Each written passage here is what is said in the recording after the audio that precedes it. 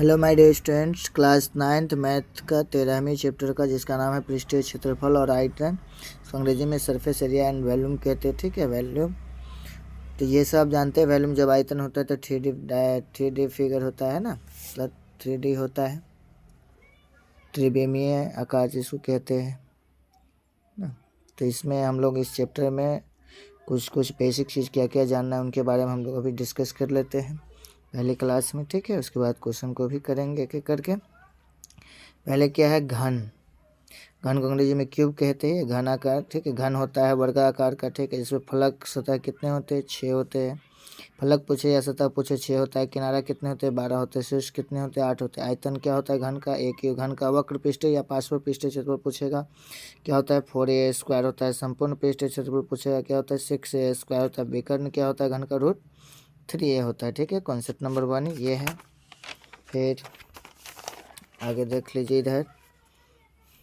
फिर घनाभ जिसको क्यूबेट कहते हैं ना, घनाभ। ये घनाभ जो है आयताकार होता है। इसमें फलक या सतह 6 होते हैं। किनारा भी 12 होता है और शीर्ष भी इसमें भी 8 होता है। घनाभ का आयतन L गुने B गुने H, जिसको LBH भी आप लिख सकते हैं। घनाभ का पार्श्व या वक्र पृष्ठ क्षेत्रफल 2 × L + B × H। देखिए क्वेश्चन में एक कमरे के चारों दीवार का क्षेत्रफल भी कहेगा निकालने के लिए, यही सूत्र का यूज करना है। 2 × L + B × H। संपूर्ण पृष्ठ क्षेत्रफल 2 × LB + BH + HL होता है। विकर्ण घनाभ का होता है √L² + B² + H²। ठीक है, कॉन्सेप्ट नंबर 2 है ये। फिर कॉन्सेप्ट नंबर 3 की ओर आइए। क्या कहता है? सिलेंडर है ना, बेलन। जिस बेलन को अंग्रेजी में सिलेंडर कहते हैं, ये बेलन है ना। बेलन का आयतन πr² होता है। वक्र पृष्ठ क्षेत्रफल 2πrh होता है। संपूर्ण पृष्ठ क्षेत्रफल 2πrh + 2πr²। इसको ऐसे लिखे 2πr × h + r लिख सकते हैं। ठीक है, फिर चौथा इसमें कॉन्सेप्ट में चैप्टर में पढ़ना है शंकु, जिसको कौन कहते हैं? शंकु L। ये L जो होता है त्रिज्या ऊंचाई होता है। L = √h² + r² होता है। H = L² - r² होता है। R = √L² - h² होता है ना। संपूर्ण पृष्ठीय क्षेत्रफल होता है शंकु का πr × L + r भी होता है। ठीक है, इसी को ये दोनों πrl + πr² दोनों को जब ये कॉमन लेकर के लिखे तो πr × L + r finally formula आया। फिर शंकु का आयतन 1/3 πr² h होता है। वक्र या पार्श्व पृष्ठ क्षेत्रफल शंकु का πrl होता है। ठीक है, ये चौथी कॉन्सेप्ट आपके थे, तो इधर मैं बता दूँ।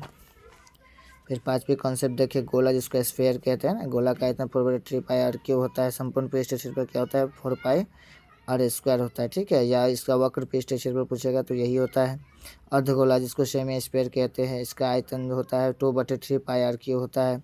अर्धगोला का संपूर्ण पृष्ठ क्षेत्रफल 2πr² होता है। वक्र पृष्ठ क्षेत्रफल भी 2πr² होता है। ठीक है, ये 6 कॉन्सेप्ट मैंने आपको बताया है। ठीक है, जो इस चैप्टर में आपको अधिकांशतः ज़्यादा यूज करने के लिए मिलेंगे। उसके बाद क्वेश्चन को देखिए। मान लिया इस जो आप सीखा है अभी, मान लो एक घन की भुजा 5 सेंटीमीटर, इसका आयतन क्या होगा? तो घन की भुजा 5 सेंटीमीटर। आयतन अभी देखा है घन का क्या होता है? एक क्यूब होता है। तो 5 का क्यूब कितना होगा? 25 25 पंचे कितना होगा? 125 सेंटीमीटर क्यूब इसका आंसर हो जाएगा। ठीक है, फिर देख लीजिए दूसरी नंबर क्वेश्चन। एक घन की भुजा 6 सेंटीमीटर, तो इसका आयतन क्या होगा? तो घन की भुजा 6 सेंटीमीटर आयतन होता है। एक क्यूब तो 6 का क्यूब 216 सेंटीमीटर क्यूब हो जाएगा। यदि एक घन की भुजा 10 मीटर है तो उसका पार्श्व पृष्ठ क्षेत्रफल क्या होगा? तो घन की भुजा 10 मीटर है तो घन का पार्श्व पृष्ठ क्षेत्रफल क्या होता है? 4 × भुजा स्क्वायर। 4 × भुजा कितना? 10 का स्क्वायर 104 × 100 = 400 मीटर स्क्वायर हो जाएगा। ठीक है, फिर चौथा क्वेश्चन देख लीजिए। यदि एक घन की भुजा 7 सेंटीमीटर है तो इसका संपूर्ण पृष्ठ क्षेत्रफल क्या होगा? तो एक घन की संपूर्ण पृष्ठ क्षेत्रफल क्या होता है? 6 × भुजा स्क्वायर है ना। घन की तो 6 × 7 का स्क्वायर 49, 49 × 6 करिएगा तो 294 सेंटीमीटर स्क्वायर हो जाएगी।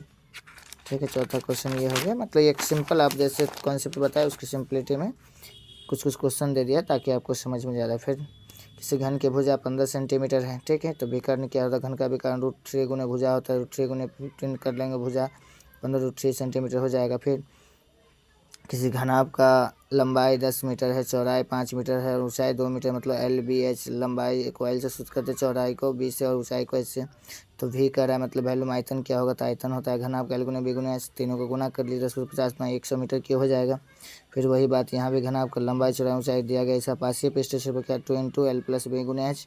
2 × लंबाई है 12 तो 12, चौड़ाई है 7 तो 7, फिर गुने में H ऊंचाई है 2 तो 2, 12 7 जोड़ी तो 19, 19 × 2 19 में 38 में 76 सेंटीमीटर स्क्वायर हो जाएगा। ठीक है, फिर आप इधर देख लीजिए।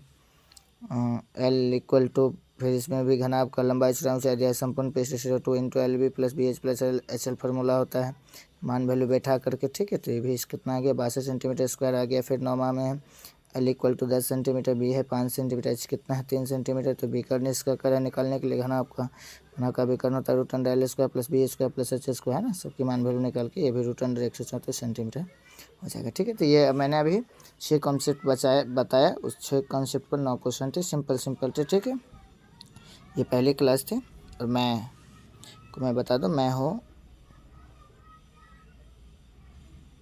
राजू कुमार से, ठीक है। यही मेरी चैनल की भी नाम है। आप सब जब इस चैनल से अच्छी पढ़ाई करने के लिए और बेसिक चीज़ों को जानने के लिए मेरे चैनल को ज़रूर सब्सक्राइब कीजिएगा। तब तक के लिए इतना है, फिर मिलते हैं अगले क्लास में। जय हिंद, जय भारत।